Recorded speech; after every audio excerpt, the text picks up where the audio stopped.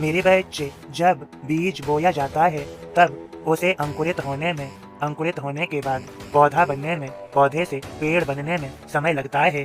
फिर जब उसका फल आने का समय हो जाता है तभी उस पर फल आते हैं और फल अच्छे से पकने में भी समय लगता है। इसलिए समझो, यहाँ पर श्रद्धा सबूरी से धैर्य धारण करते हुए तुम अपने कर्म करो और फल आने की प्रक्रिया वह कब आएगा यह मुझे समर्पित कर दो। समय आने पर फल अवश्य आएगा। फल की सोच में अपना समय मत लगाओ। तुम अपने कर्म करने में अपना समय लगाओ, अपने कार्यों को पूर्ण करने में अपना समय लगाओ। फल की तरफ देखो तक नहीं, वह मुझे समर्पित कर दो, तभी तुम अपने कार्यों को, कर्मों को मन लगा कर पाओगे, अच्छे से कर पाओगे। यह निश्चित ही जान लो, जब तुम मुझे कुछ भी समर्पित कर देते हो तो उसकी जिम्मेदारी पूर्ण मेरी हो जाती है। तब तुम अपने मार्ग में, अपने कर्मों में अच्छे से मन लगा पाते हो, अपने कार्यों को अच्छे से पूर्ण कर पाते हो।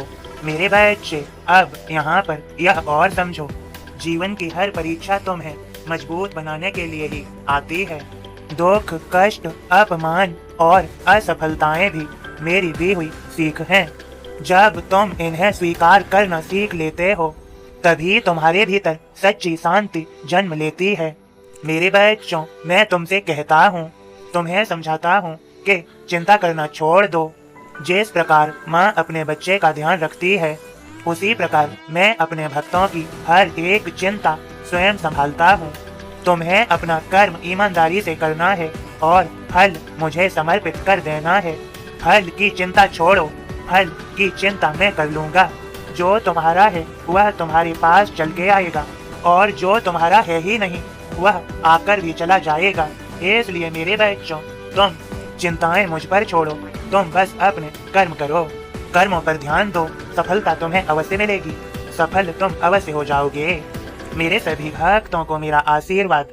अब मुझे याद करते हुए रात्रि का समय है, तुम्हें आराम भी करना है। तुम मेरा ध्यान करते हुए मेरी गोद में अपना सिर रखो और सो जाओ।